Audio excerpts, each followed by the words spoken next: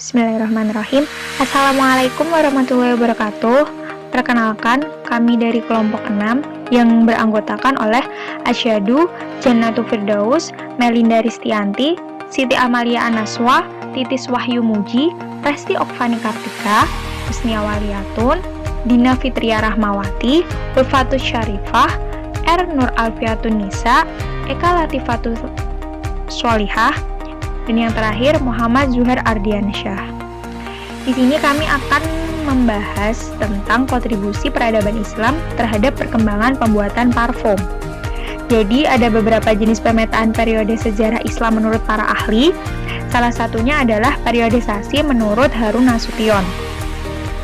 Menurut beliau, sejarah Islam ini dapat dibagi menjadi 3 periode besar, yaitu yang pertama periode klasik pada tahun 650 sampai 120 Masehi, dan yang kedua periode pertengahan pada tahun 1250 sampai 1800 Masehi, dan yang terakhir periode modern pada tahun 1800 Masehi sampai dengan sekarang.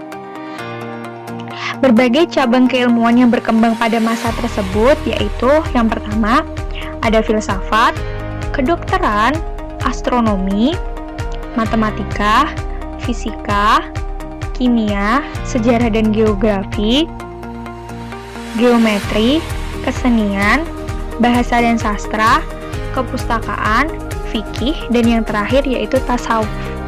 Di sini kami lebih fokus pada bidang kimia, perkembangan pembuatan parfum. Yang pertama, sejarah parfum. Perkembangan parfum ini dalam peradaban Islam tak lepas dari 2 nama besar, yakni Jabir Ibnu Hayyan yang lahir di Irak pada tahun 722 Masehi dan Al-Kindi yang lahir juga di Irak pada tahun 801 Masehi. Keduanya ini berhasil mengembangkan industri parfum. Misalnya yaitu Jabir mengembangkan berbagai teknik untuk menarik ekstrak wewangian dari berbagai bahan, termasuk cara destilasi, evaporasi, dan filtrasi. Berdasarkan hasil kerjanya ini, aroma wangi dari tumbuh-tumbuhan bisa dibentuk menjadi uap air sehingga parfum kala itu disimpan dalam botol berisi air atau minyak ekstra wewangian.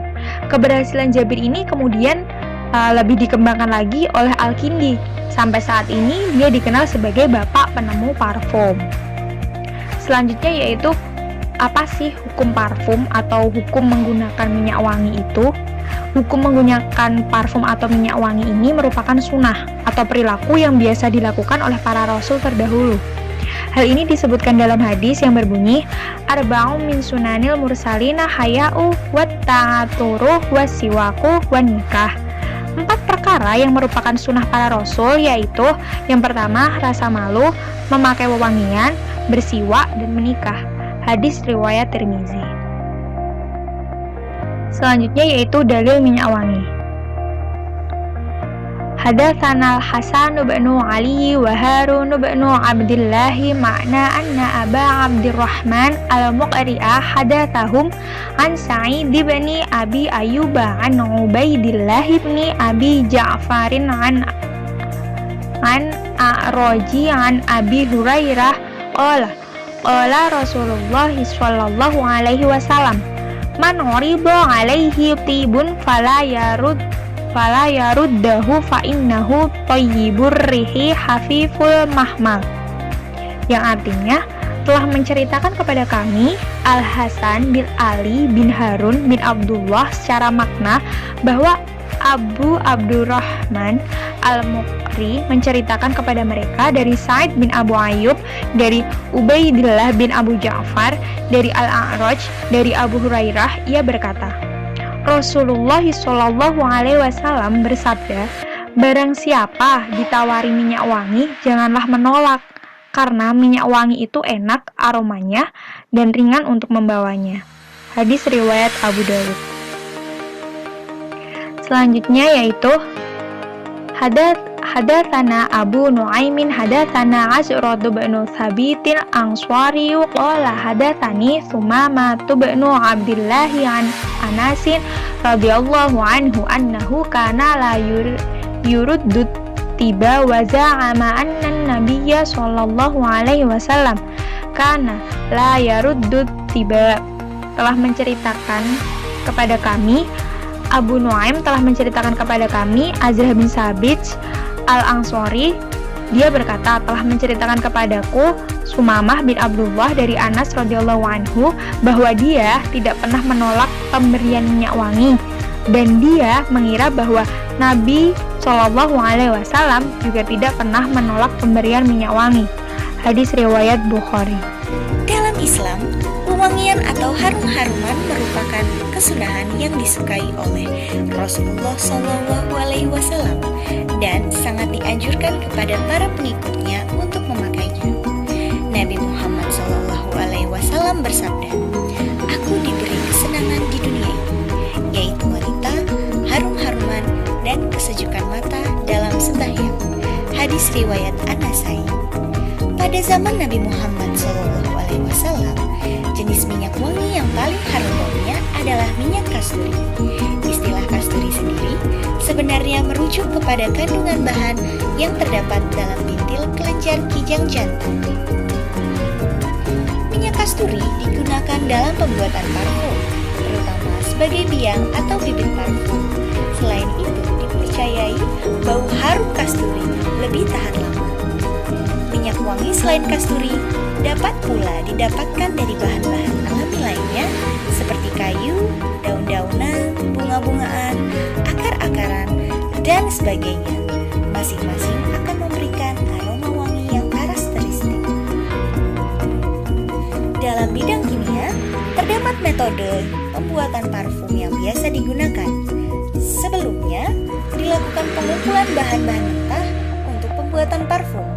Bahan alami yang dapat diekstrak minyak atsirinya biasanya dapat dikumpulkan melalui bagian-bagian tumbuhan ataupun bahan lain seperti bunga, buah, akar, daun, biji, atau kelenjar dari hewan. Selanjutnya, metode pertama yang umum digunakan merupakan destilasi uap. Destilasi uap ini merupakan destilasi melalui pemanasan di mana pemanasannya akan digunakan untuk mengekstraksi minyak atsiri di dalam suatu bahan. Selain destilasi uap, juga terdapat hidrodestilasi, yaitu bahan-bahan mentah yang dibenamkan dalam air dan dipanaskan hingga mendidih.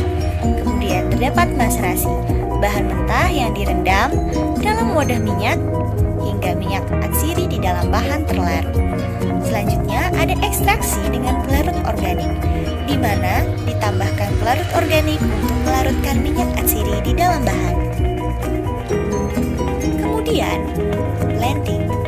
Komponen minyak atsiri yang dilarutkan dalam etil alkohol dengan konsentrasi etil alkohol berkisar 99,5% anhidrat atau 95-96% apabila mengandung air.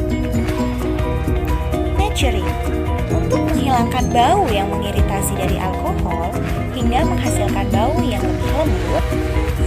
Maturing dilakukan saat selesai parfum akan disaring untuk menghilangkan precipitate dengan menggunakan kertas. Dan yang terakhir merupakan formulasi parfum. Bahan dasar parfum harus diracik untuk mendapatkan bau atau aroma yang diinginkan. Zat pewangi atau minyak esensial biasanya dilarutkan dalam suatu pelarut berupa alkohol. Setelah larut, baru akan ditambahkan air. Berikut contoh formulasi parfum seperti solid eau de cologne. Terdapat minyak kolon 3%, natrium stearat 9%, dietil adipat 5%, isopropil miristat 5%, heksilit glikol 3%, dan etil alkohol 75%. Sedangkan untuk rose parfum terdapat geraniol 30%, rodinal 20%, citronellol 10%, dan fenyl etil alkohol 40%. Nah, untuk mengetahui lebih jelas bagaimana proses pengambilan bibit parfum minyak atsiri dari bahan bisa dilihat dari video ini.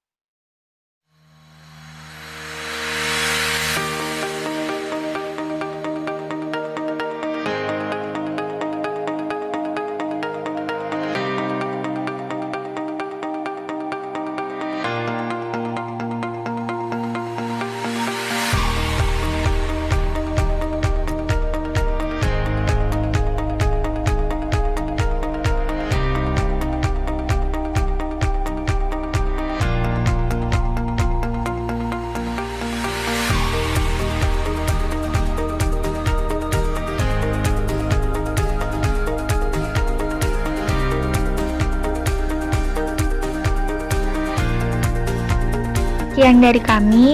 Bila ada kesalahan kata dalam menjelaskan, kami meminta maaf sebesar-besarnya. Wabillahi taufiq wal hidayah. Wassalamualaikum warahmatullahi wabarakatuh.